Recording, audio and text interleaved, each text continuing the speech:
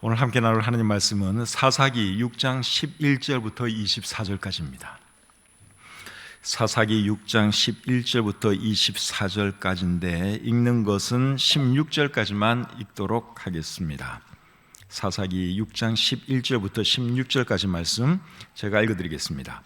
여호와의 사자가 아비에셀 사람 요아스에게 속한 오브라에 이르러 상수리 나무 아래에 앉으니라. 마침 요아스의 아들 기드온이 미디안 사람에게 알리지 아니하려 하여 밀을 포도주 틀에서 타작하더니 여호와의 사자가 기드온에게 나타나 이르되 큰 용사여 여호와께서 너와 함께 계시도다 하매 기드온이 그에게 대답하되 오 나의 주여 여호와께서 우리와 함께 계시면 어찌하여 이 모든 일이 우리에게 일어났나이까? 또 우리 조상들이 일찍이 우리에게 이르기를 여호와께서 우리를 애굽에서 올라오게 하신 것이 아니냐 한 그 모든 이적이 어디 있나이까? 이제 여호와께서 우리를 버리사 미디안의 손에 우리를 넘겨 주셨나이다 하니 여호와께서 그를 향하여 이르시되 너는 가서 이 너의 힘으로 이스라엘을 미디안의 손에서 구원하라. 내가 너를 보낸 것이 아니냐 하시니라. 그러나 기드온이 그에게 대답하되 오 주여 내가 무엇으로 이스라엘을 구원하리이까? 보소서 나의 집은 므낫세 중에 극히 약하고 나는 내 아버지 집에서 가장 작은 자니이다 하니 여호와께서 그에게 이르시되 내가 반드시 너와 함께 하리니 네가 미디안 사람 치기를 한 사람을 치듯 하리라 하시니라. 아멘. 기도하겠습니다. 하나님 아버지, 하나님 은혜 가운데 한 주간 잘 보내시도록 도와주시고 또 위드 코로나 상황에서 처음 맞이하는 첫 주일 예배를 이렇게 드리게 되어 참 감사합니다. 하나님, 우리가 드리는 예배를 기쁘게 받아주시고 또 예배 드리는 모든 성도님들 가슴 속에 큰 기쁨과 도전이 있게 해 주시옵소서. 이제 오늘부터 계속해서 참 자유로운 가운데 예배 드리시도록 하나님께서 모든 상황과 여건을 주장해 주시고 또 코로나가 하루속히 완전히 종식될 수 있도록 하나님 도와주시옵소서. 부족한 종이 말씀 전할 때 함께해 주시고 이 시간을 통해서 우리 주님이 영광 받고 우리에게 큰 은혜가 넘치는 귀한 시간 되도록 역사해 주시옵소서. 감사드리며 예수님의 이름으로 기도드립니다. 아멘. 자리에 앉겠습니다. 오늘은 사사기 6장 11절부터 24절까지의 말씀을 본문으로 해서 용사여 일어나라, 이런 제목으로 하나님 말씀 전하기를 원합니다. 오늘 읽은 이 본문 말씀은 사사 기드온에 대한 말씀입니다. 사사 기드온은 사사기에 나오는 12명의 사사 중에서 가장 유명한 사사 중에 한 사람이라고 할 수 있습니다. 삼손과 기드온, 이 두 사람이 아마 제일 유명한 사사일 거라고 생각을 합니다. 히브리서 11장에 보시면 믿음의 위인들 이름이 쭉 나오죠. 그 사사기 11장에 보시면 사사기에 나오는 인물이 4사람 나옵니다.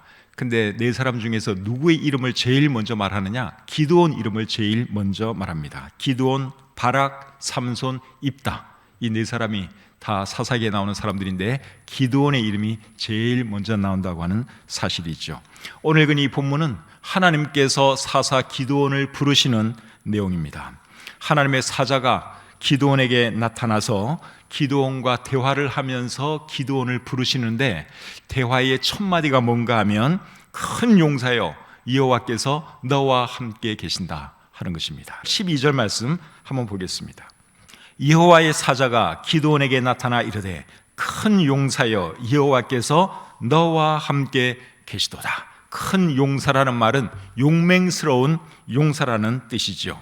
근데 오늘 이 본문의 내용을 잘 읽어보시면 제가 볼 때는 기드온이 전혀 큰 용사 같지 않습니다. 11절 말씀 한번 보시겠어요? 여호와의 사자가 아비에셀 사람 요아스에게 속한 오브라에 이르러 상수리 나무 아래에 앉으니라. 마침 요아스의 아들 기드온이 미디안 사람에게 알리지 아니하려 하여 밀을 포도주 틀에서 타작하더니, 하나님의 사자가 기드온에게 나타났을 때 기드온은 무엇을 하고 있었습니까? 밀을 타작하고 있었죠. 그런데 어디서 밀을 타작하고 있었습니까? 포도주 틀에서 밀을 타작하고 있었다고 여기에 기록하고 있습니다. 타작은 원래 어디서 하는 거죠? 타작 마당에서 하든지 집 마당에서 하든지 넓은 곳에서 해야 하는 것이죠. 그런데 기드온은 마당에서 나고 포도주 틀에서 타작을 하고 있었다 하는 것이죠. 그렇게 한 이유가 뭡니까? 미디안 사람들에게 들키면 뺏길까 봐, 미디안 사람들에게 들키지 않으려고 포도주 틀에서 그가 타작을 하고 있었던 것이죠. 기드온이 진짜 큰 용사라면 제가 볼 때는 그렇게 하면 안 되고 그냥 마당에 사는 게 맞습니다. 이 미디안 사람들 오기만 해봐라, 내가 가만히 두나, 내가 큰 용사인데 내가 손 좀 봐줘야지 이러면서 배짱 좋게 마당에서 해야지, 큰 용사가 포도주 틀에 숨어가지고 이게 뭐 하는 짓입니까? 큰 용사 같습니까? 제가 볼 때는 전혀 큰 용사 같지 않습니다. 또 기드온은 어떤 용사인가 하면 생각이 많고 불만이 많은 용사입니다. 13절을 보겠습니다. 13절. 기드온이 그에게 대답하되 오 나의 주여, 여호와께서 우리와 함께 계시면 어찌하여 이 모든 일이 우리에게 일어났나이까? 또 우리 조상들이 일찍이 우리에게 이르기를 여호와께서 우리를 애굽에서 올라오게 하신 것이 아니냐 한 그 모든 이적이 어디 있나이까? 이제 여호와께서 우리를 버리사 미디안의 손에 우리를 넘겨주셨나이다. 하나님의 사자가 큰 용사여, 여호와께서 너와 함께 하신다, 그렇게 말을 하면 기드온이 어떤 반응을 보여야 되겠습니까? 말하는 사람의 의도를 캐치하고, 내가 큰 용사입니까? 그래요? 내가 큰 용사라면 내가 주님 의지해서 주님께서 원하시는 것 한번 해보겠습니다. 이래야지 진짜 큰 용사지요. 그런데 이 기드온은 자기네 민족이 고통당하는 그 모든 것에 대해서 하나님을 탓하고 있습니다. 13절을 여러분 다시 한번 보세요. 기드온이 그에게 대답하되 오 나의 주여, 여호와께서 우리와 함께 계시면 어찌하여 이 모든 일이 우리에게 일어났나이까? 또 우리 조상들이 일찍이 우리에게 이르기를 여호와께서 우리를 애굽에서 올라오게 하신 것이 아니냐 한 그 모든 이적이 어디 있나이까? 이제 여호와께서 우리를 버리사 미디안의 손에 우리를 넘겨주셨나이다. 잘못은 이스라엘 백성들이 했는데 기드온은 마치 하나님께서 무슨 잘못을 해서 자기들이 고통당하는 것으로 생각을 하고 있습니다. 생각은 많이 있는데 이게 불만이에요. 하나님께 대한 불만을 지금 늘어놓고 있습니다. 큰 용사라면 이런 식으로 나오면 안 되지요. 이런 것을 보면 기드온은 제가 볼 때는 적어도 큰 용사 아닙니다. 찌질한 용사, 못난 용사입니다. 그런데도 불구하고 하나님은 기드온에게 사명을 맡겨주십니다. 14절 보겠습니다. 여호와께서 그를 향하여 이르시되 너는 가서 이 너의 힘으로 이스라엘을 미디안의 손에서 구원하라. 내가 너를 보낸 것이 아니냐 하시니라. 기드온이 못난 용사이고 찌질한 용사이지만 하나님은 그에게 이스라엘을 구원하라는 사명을 맡겨주셨습니다. 찌질한 용사, 용사 같지 않은 용사가 이제는 어떤 용사가 되었습니까? 사명을 받은 용사가 되었습니다. 참 못난 사람인데 그래도 하나님께서는 그에게 사명을 맡겨주셨습니다. 우리 하나님께서 사람 쓰시는 것을 보면 이해 안 될 때가 가끔 있습니다. 요즘 수요 예배 시간에 에스더에 있는 말씀을 함께 나누고 있는데 에스더를 잘 이렇게 보면은 에스더라고 하는 여자는 율법 제대로 안 지키는 그런 여자입니다. 우리말로 하면 믿음이 그렇게 썩 좋은 여자가 아닙니다. 그런데도 하나님은 에스더를 사용하기 위해서 그녀를 바사 제국의 왕비가 되게 해 주셨지요. 다윗은 여러분 왕으로 기름 부음 받을 때 뭐 하고 있었습니까? 들에서 양떼를 키우고 있었습니다. 목동이었습니다. 목동을 불러다가 하나님께서는 기름 부어주시고 이제 왕으로 세워주시는 겁니다. 또 예수님의 제자들 상당수는 뭐 하던 사람들이죠? 어부였습니다. 고기 잡는 어부였습니다. 세계 선교의 꿈을 가지고 사람들을 쓸 것 같으면 좀 똑똑한 사람들, 좀 일할 만한 사람들을 써야 될 것 같은데 우리 예수님은 어부들 불러다가 하나님 나라의 복음을 맡기셨다고 하는 사실이죠. 마태 같은 사람은 세리였습니다. 그 당시 손가락질 받고 참 못된 짓 많이 하던 사람들이 세리였는데 마태는 세리였습니다. 근데 예수님은 마태 세리를 또 불러서 예수님의 사도가 되게 해 주셨죠. 사도 바울을 쓰신 것 생각해도 정말 이해할 수 없습니다. 사도 바울이 예수님 믿기 전에 뭐 하던 사람이었죠? 예수님 믿는 사람들 박해하던 사람 아닙니까? 예수 믿는 사람들 잡아 가두고 죽이고 하던 사람이 사울이라고 하는 사람이었어요. 그런데 하나님께서는 그 사람을 구원해 주셔서 사도 바울로 세워 주셨죠. 박해자를 여러분 주의 일을 하는 사람으로 쓰는 것 자체가 여러분 이해가 되십니까? 이 세상에서도 그런 일은 잘 없어요. 그런데 우리 하나님이 그런 식으로 사람을 쓰신다고 하는 사실입니다. 그래서 우리 하나님이 사람 쓰시는 거 보면 정말 별 사람을 다 쓰시는 것 같습니다. 믿음 좋은 사람도 쓰시고 믿음 안 좋은 사람도 쓰십니다. 많이 배운 사람도 쓰시고 많이 못 배운 사람도 쓰십니다. 말 잘하는 사람도 쓰시고 말 잘 못하는 사람도 쓰십니다. 적극적인 사람도 쓰시고 소극적인 사람도 쓰십니다. 잘난 사람도 쓰시고 잘나지 못한 사람도 쓰십니다. 그래서 고린도전서 1장 26절부터 29절에는 이런 말씀이 기록되어 있습니다.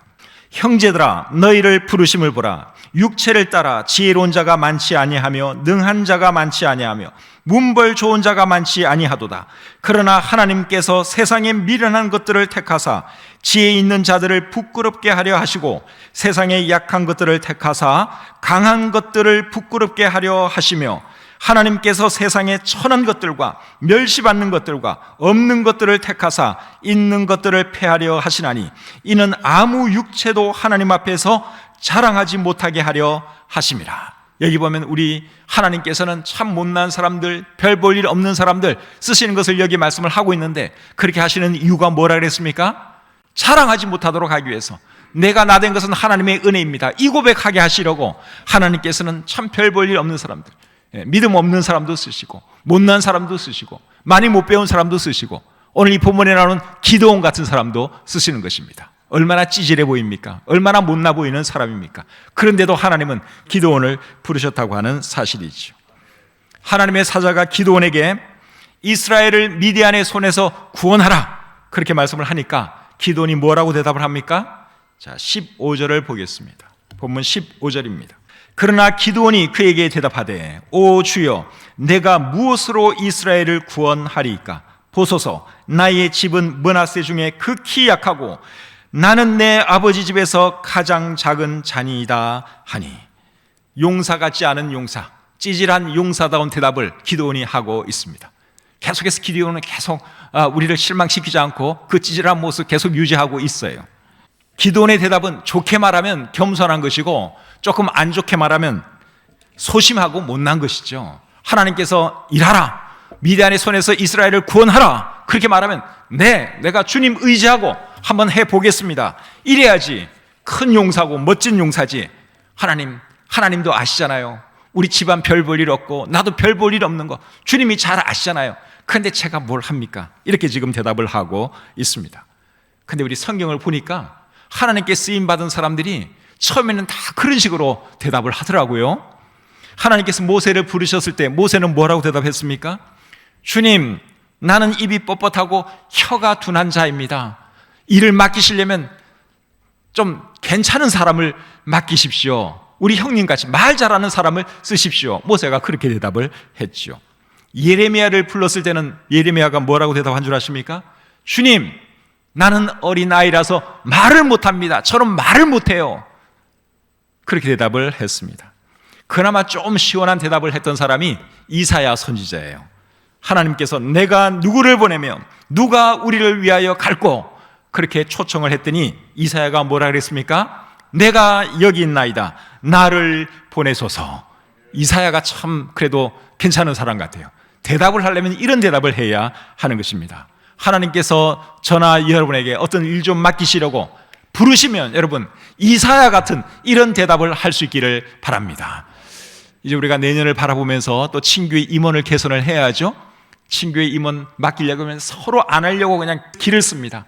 나는 못해, 나는 리더십이 없어, 말 잘 못해, 성도들도 잘 몰라.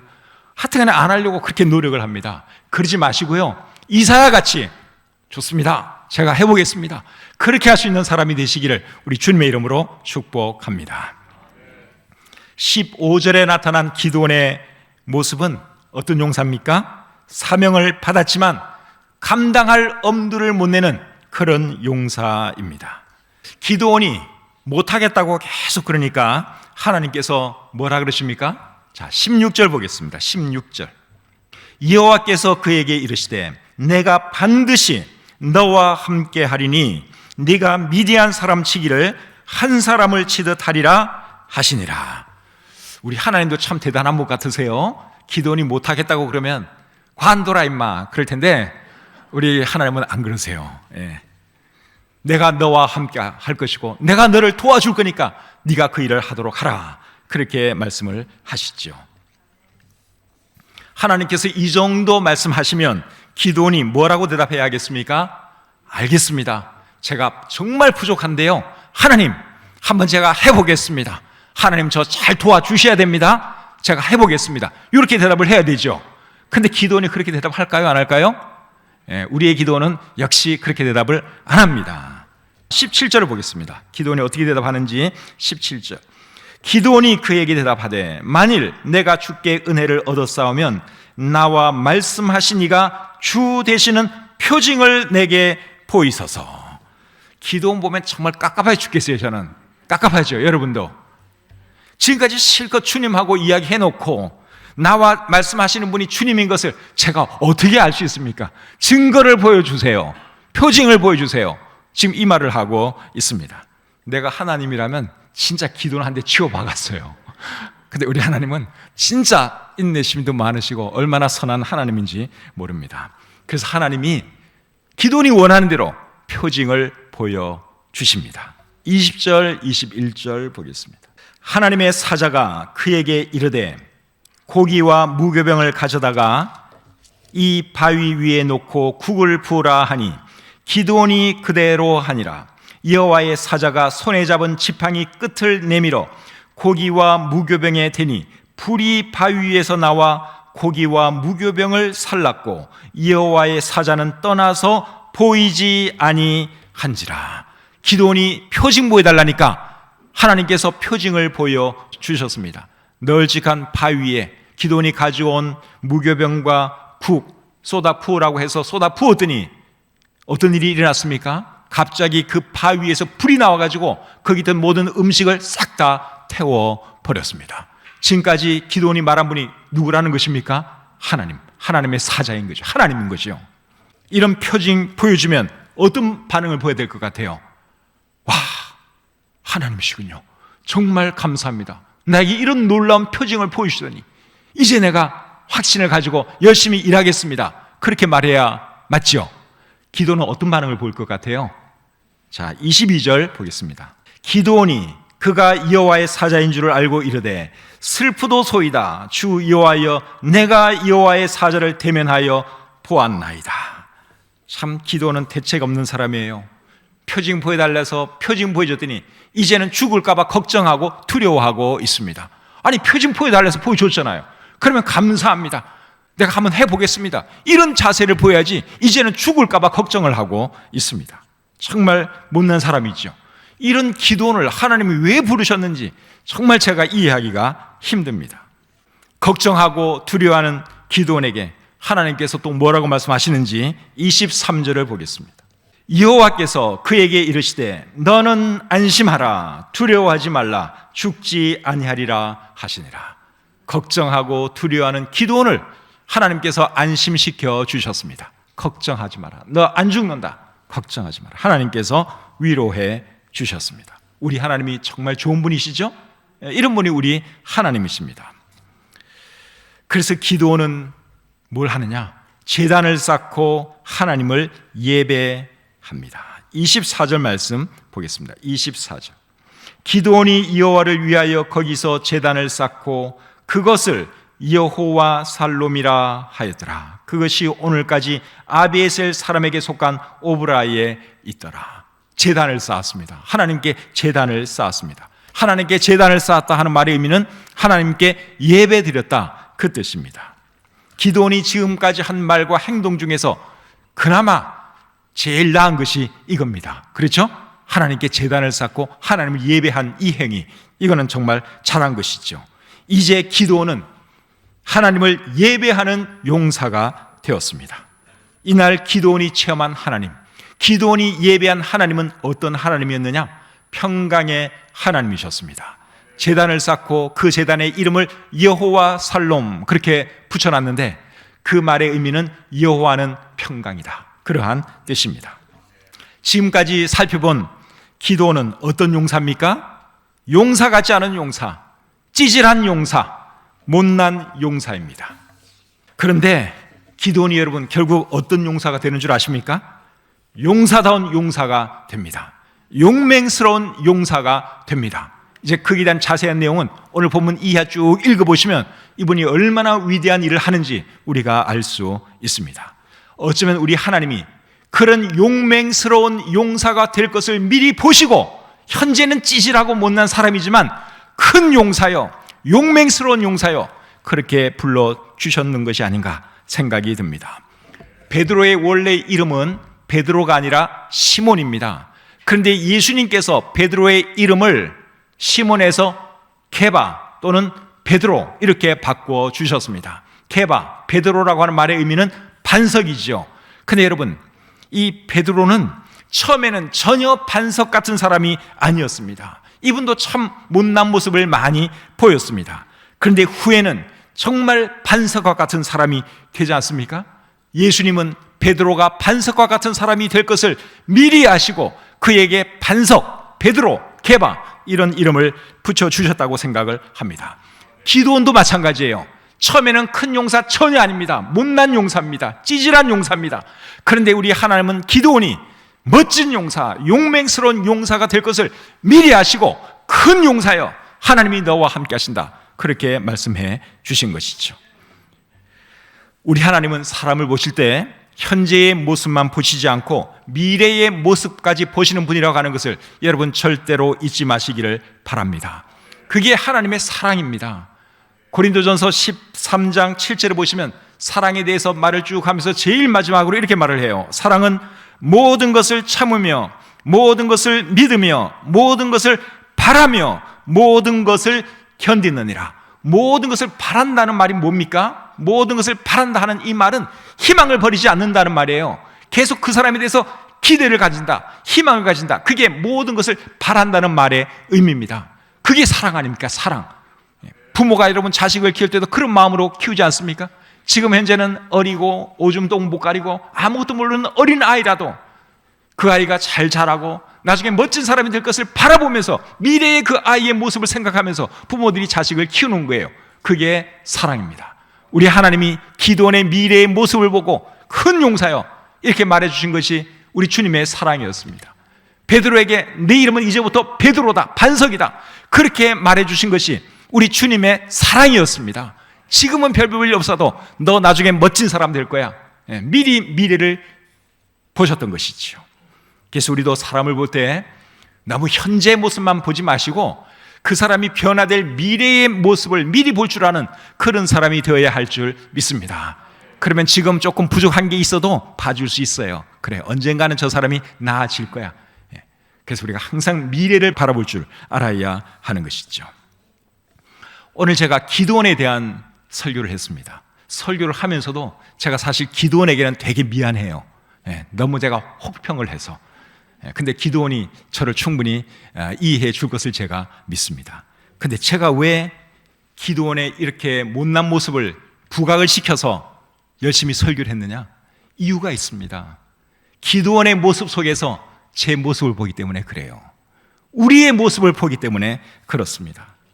코로나 상황을 지내오면서 저는 제 자신이 이렇게 용기 없고 이렇게 무기력한 사람인 것을 새롭게 깨달았습니다.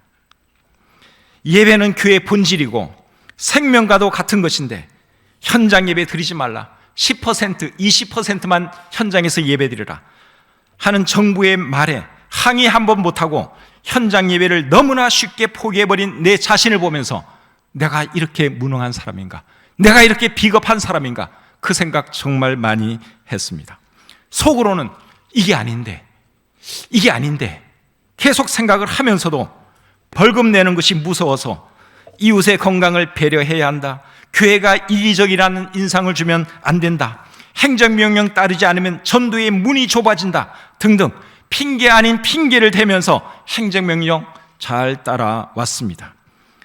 그런 모습이 여러분 오늘 이 본문에서 기도원이 미디안 사람들을 두려워해서 포도주 틀에서 타작하는 것과 너무 비슷하지 않습니까?